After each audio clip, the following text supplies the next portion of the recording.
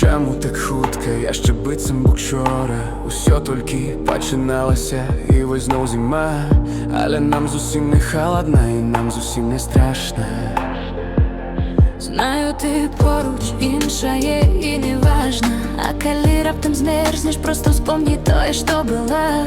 Ти тільки погляди, ну як же тут прихожим, ми їдем куди-то далеко і ось наша наступна станція Новий год. Дякую всім тим, хто їхав со мною, з ким я зібрав і у кого я влюблен. Я запомню гэтый год як самый лепший.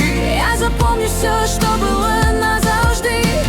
Дякую всім тим, з ким далей ідем, з ким без сумніву жили марай. Ми запомним гэтый год як самый лепший. І мне просто помовчать у трубку, заплющить в очі 10 на хвилинку, посміяться старої шутці, де без слов усё зразумела дык вось. Гэтыя фото у галереі, і праблемы забіяй паляцелі. Твои стыкеры мяне сагрэлі, і паведамлены ты і я.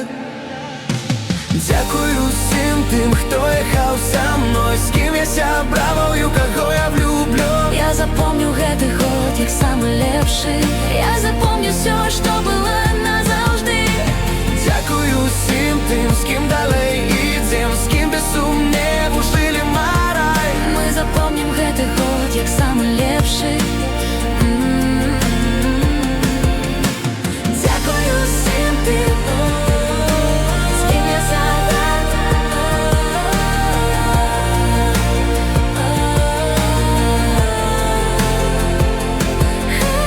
Дякую всім тим.